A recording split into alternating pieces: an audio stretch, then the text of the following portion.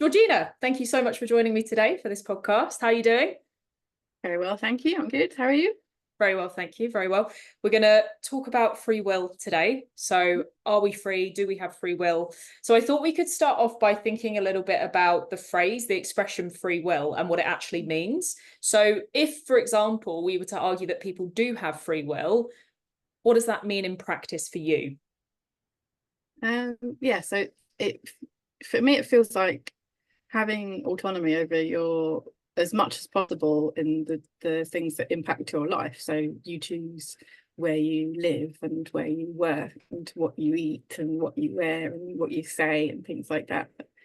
Um, Equally, I think it's being allowed to vote in who regulates your society and express opinions that might be controversial Yeah. without being shut down. Yeah, great. And you've used some good examples there, which maybe we can circle back to. But I noticed you use the expression as much as possible.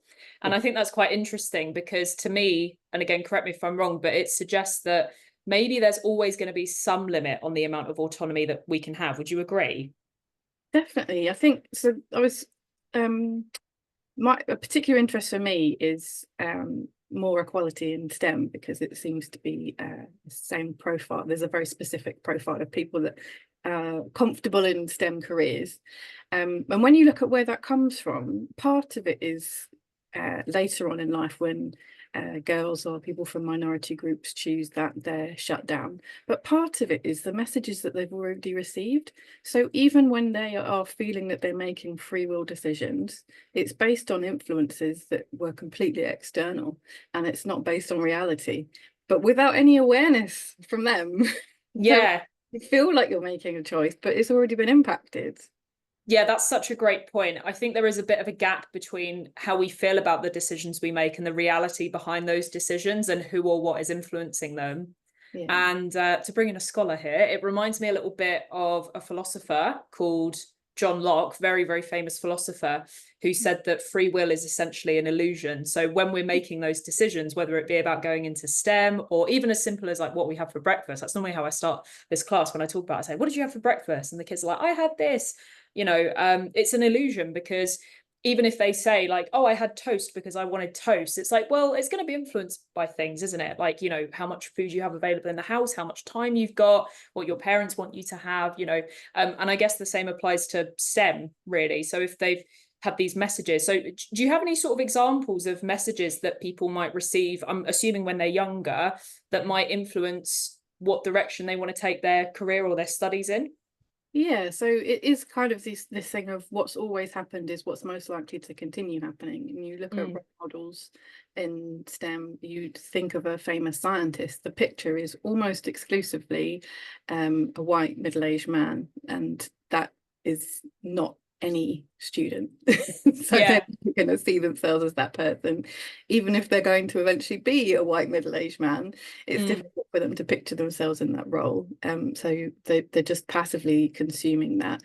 And then even just things like what toys are available to young preschoolers. Mm. There's there certainly always was when I was shopping, a boys aisle and a girls aisle, and what's in them is very different.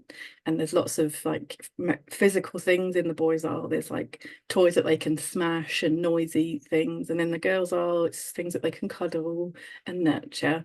And it's just building that role potentially without any intention. It's just that's where someone feels they can make a bunch of money, so that's what they've made and sold.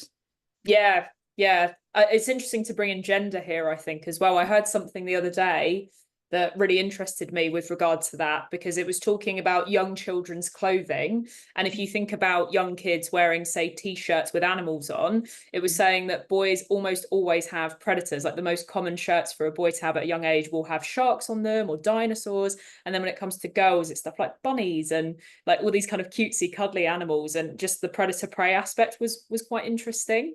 So you could kind of look into that in whatever way you want, but I thought it was quite noteworthy.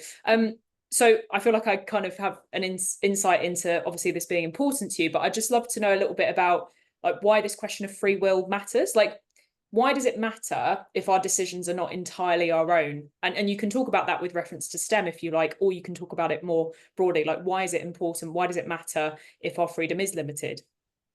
I think it's very important to be aware of how it's being limited, because those things are of importance to somebody else, and it's not necessarily that there's some big conspiracy to control everybody's life. It's just ultimately people with power are going to do the things that best serve them. Messages in media are going to continue spreading the wrong insights and giving stereotypes more importance than they should have, and that's going to be passively influencing people's decisions, and it's going to be influencing your life. And I thought it was really interesting recently, I was listening to a podcast that was talking about when we look at different societies that we have in the world now, or different societies that we've had in history, how they all rely on everybody making the decision to comply with them. And we only live in safety because everybody's choosing to live within what we consider to be reasonable behaviour, and when they aren't, they're punished. But if suddenly the rules changed about what was reasonable behaviour, it would get really scary. But there's things that we're complying with that are making our lives harder unnecessarily. And if we're not aware of them, we may be just going through all of this turmoil when we could just say, actually, why am I doing this? I don't want to do this anymore. Such a good point. I feel like you could apply that to so many areas of life as well, where we kind of blindly follow along with what the crowd is doing. And it doesn't always have to be for legal reasons, although obviously that does come into it, but it can be for so-called moral reasons. And it could just be because you feel like that's the thing to do. Like, you know, you could apply that to people's lives generally, like this idea that, you know, for example, you have to grow up, get married, have kids, buy a house. Like, there's no kind of rule that says that, but it's a little bit of a, I guess, an unspoken rule. Like, it's just an expectation. And I feel like people sometimes will ask those questions as if it's a done deal. They'll say, like, you know, rather than like, for example, do you want to get married? They'll say, when are you getting married? So it's a case of when rather than if that makes sense. And so going back to this idea of being aware of it then, and the importance of that, would you argue that awareness of it allows us to take back more freedom? And if so, like, how is that the case? Like, how is it that being aware of where our freedom is limited could potentially make us more free, if that makes sense? I mean, it doesn't necessarily make it easier. So if for example, we're talking about balancing the profiles in STEM, so that there's more girls in STEM careers and there's more minority groups in STEM roles, it is hard because quite a lot of the time when girls do choose to study engineering, for example, they're the only girl on that course. Yeah. And as a result, they're going to be the butt of jokes. They're going to feel uncomfortable. I think it's just common knowledge, thank goodness, in 2024, that if you're the only girl in a room full of men, you don't feel safe a lot of the time. I think that's accepted now, thankfully. So you're going to encounter some difficulties. But if you're aware of the fact that it's not because you're in the wrong place, it's because there is this imbalance, then you are more likely to put yourself in those uncomfortable situations and then actually change it so that potentially in the future there is less of an imbalance, and girls that want to study in 10 or 20 years aren't the only girl on that engineering course. You don't have that problem anymore. Yeah, absolutely. So can you think of any kind of practical advice that you might give somebody in that position? So if they are in the minority, female or male, actually, because there are some, perhaps fewer, but there are some industries, if you like, that are kind of female dominated. Like, I've heard examples where men have said they felt quite awkward being primary school teachers, for instance, because they're very much in the minority. But I guess if we tie this back into freedoms being restricted, some people feel kind of stuck in feeling that discomfort, and they don't necessarily feel like they are in the right place, even though, like you said, they are. So do you have any advice that people might be able to take in terms of making themselves more comfortable and, like, kind of, you know, kind of breaking off those stereotypes? Like, what can they do to combat those things that are limiting their freedom to choose the career that they want to? Yeah, that's very difficult. And I mean, hats off to anybody that does do that, because it's really, really uncomfortable to feel like the odd one out, or to Yeah. have people are going to have biases and they're going to put that on you. So even if you are entirely comfortable being the only anything in the room, other people are going to make comments and you're going to have to deal with that. I think you have to kind of get comfortable with agreeing to disagree. Yeah. And where you're comfortable to do so, calling people out on, like, kindly, not trying to make other people feel stupid, but ask Sure. Why do you think that? Where does that come from? What makes you say that? What makes you think that that's okay? It might be uncomfortable and embarrassing, but it will make them question it. Even most of the time, I find if I do the same myself, they don't turn around a bit and say, "Oh yeah, sorry, you're right." They might come back with something even worse, but ultimately they will start to think about why they behaved that way in the first place. Yeah, I like that actually, because it feels like you're saying to approach it from a level of curiosity rather than defensiveness or combativeness, actually. And I think that's going to make people more prone to, at the very least, consider what they're saying and why they're saying it. And even if they do come back and they kind of, are acting defensively, at least you can fall back on the fact that you haven't gone in with that kind of mindset. Like you're going to kind of tear them down and be like, how dare you do that? Because I just think that doesn't really, get No. us anywhere. So I actually think it's really powerful, because I feel like, and I'm going to use a different example now, but I feel like a lot of times people are expressing what's within them. So like an example, personal example I can give is I don't drink. And I feel like that's quite common now for people to maybe not drink alcohol, but a few years back, it definitely wasn't. So when I was in my early 20s, going to parties and things like that, saying, oh, actually, I don't drink. I felt like most people I know are used to it now, but a lot of people seem to feel kind of, I would say, threatened by it, in a sense where they would be like, well, why not? And they just could not get their head around it. I had like 1,000,001 questions. I was happy to answer them, but it was the tone with which they were being asked. So do you think that when people express those kinds of sentiments, like shock at what other people are doing, especially when it's different from what the majority are doing, do you think that they're kind of trying to maybe validate their own views about things? And maybe again, like with the drinking example, if you're someone who doesn't drink, maybe they feel threatened by that because they can't imagine not drinking. Yeah. Oh, definitely. Because I have a similar thing with, I am most recently vegan, and Yeah, I don't talk about it unless it's relevant. Because if I say I'm vegan, I'd rather not eat that. It is met with that same thing, and I did initially think that people, because of the way that they would phrase it, people were thinking that it was a stupid decision that I'd made, and why would I do right. it? But in reality, I began to realize after talking to them a bit more in depth that I think ultimately people accept that if you have the choice to not harm other living creatures, that that's a good thing to do. And when I say that I have done that and made my life harder as a result, I'm making them feel bad about not doing it, which isn't my intention, but that's why Sure. they were so aggressive about it. Sure. Yeah, well, and that's the thing. Again, it goes back to your point earlier. Like, if we can understand where these things are coming from and where people are coming from, because I think a lot of the time, to give them their due, a lot of this is societal, isn't it? And we do want to fit in. There is that pressure to conform, which is another limitation, if you like, on our freedom. But actually, knowing that, your intention isn't to kind of condemn the lack of morality, let's say, for people that do eat meat, just kind of understanding where people are coming from. I think it's a really nice kind of compassionate way to look at things on both sides, which I think is really, really powerful. If it's okay, I want to kind of pivot slightly and talk a little bit about, again, like why this question matters. So if we don't have free will, and I think we can both agree that, there's definitely things that limit our freedom, whether it be societal expectations, like we've been talking about, what our peer group thinks or does, even our kind of upbringing and our culture and all those things. But yeah, so if we don't have free will, if we can say, well, the reason that I don't drink is because of a past experience, or the reason I'm vegan is because I don't want to hurt animals, etc. Does that mean that we're not fully responsible then for what we do? Like, if we can always trace it back to some reason why we're doing the things that we do, does that absolve us from having responsibility for the good and the bad? Mm. Um, no, I think we have a responsibility to educate ourselves on. I mean, we are going to get things wrong. We're going to make mistakes, and for some people, those mistakes might be things that you can't really come back from. But ultimately, you have a responsibility to educate yourself and learn about the way that your behavior impacts others. And if you're not capable of that, then you're essentially a sociopath and don't really fit into a society that relies on everybody supporting each other. So yeah, we do have to be ultimately responsible for the choices that we make. And that's why we have a legal system that's based on the penalty is based on the severity of how what you do impacts on others. If you do something that causes injury and harm to you, you're less likely to get locked up than if you murdered a bunch of people. Like it's based on your impact to society, and I think that's important to remember.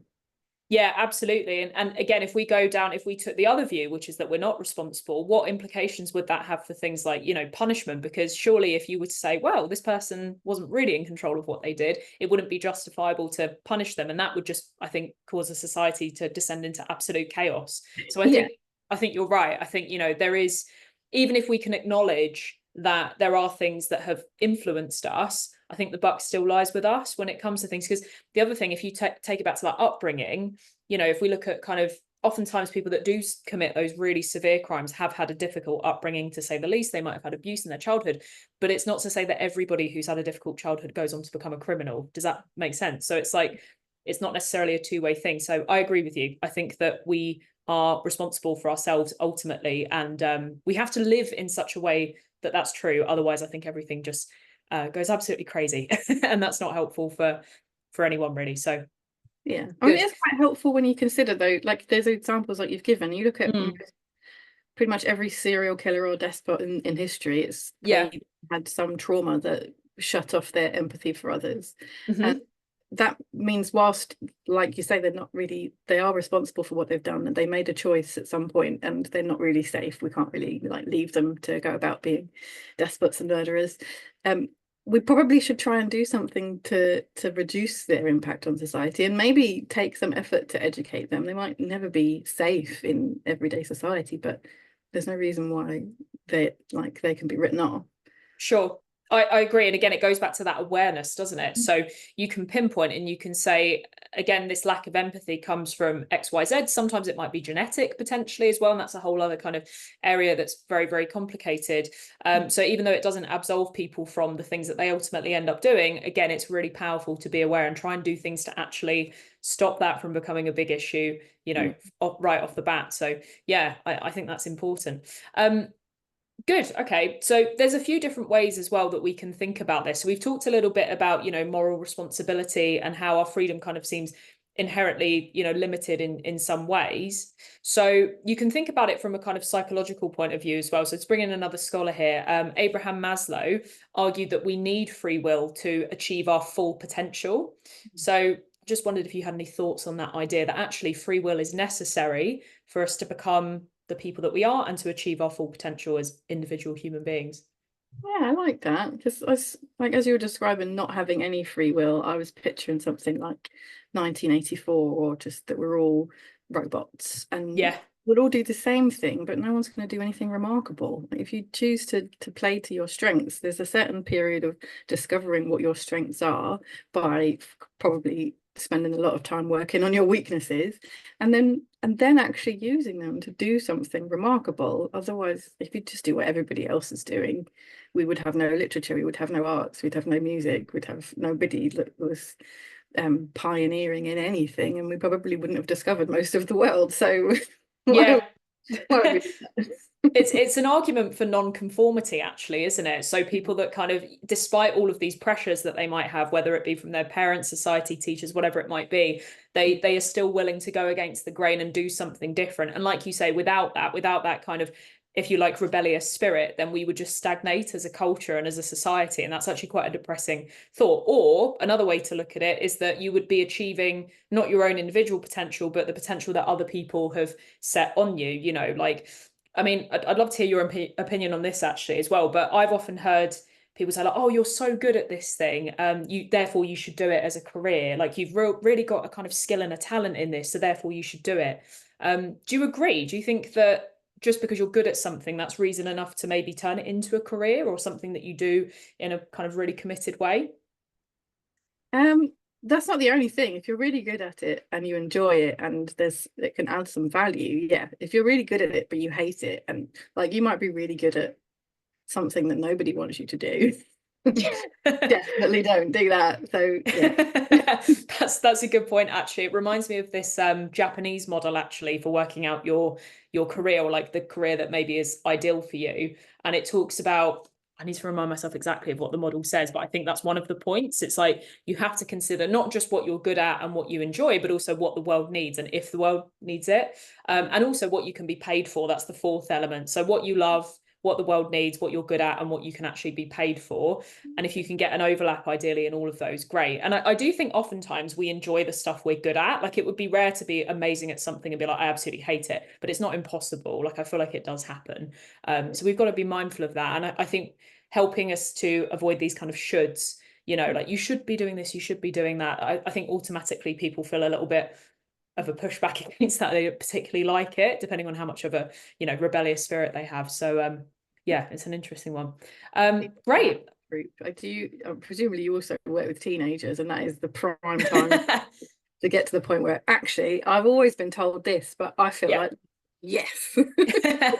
100%. And interestingly, it's one of those things where to an extent that's necessary. Like, one of the hallmarks of the teenage years is kind of differentiation, or ideally it is. So when you move away from what your parents are always telling you to do and you're more influenced by your friends, and that's often to the dismay of a lot of parents who, I mean, my mum even said it to me the other day. She was like, I was telling you stuff for years, and then you'd come back and say, oh, but my friend said that, and then you'd listen to them when, you know, your friends were saying it, but I'd tell you the exact same thing and it would fall on deaf ears. But again, like, it's developmentally quite a crucial thing, because it's part of becoming your own person, not just being influenced by your parents, who I think up to maybe your teenage years, you kind of see them as these omniscient beings who know everything and know what's best for you. And then it's only when you get to your teenage years, you're kind of more influenced by your peers.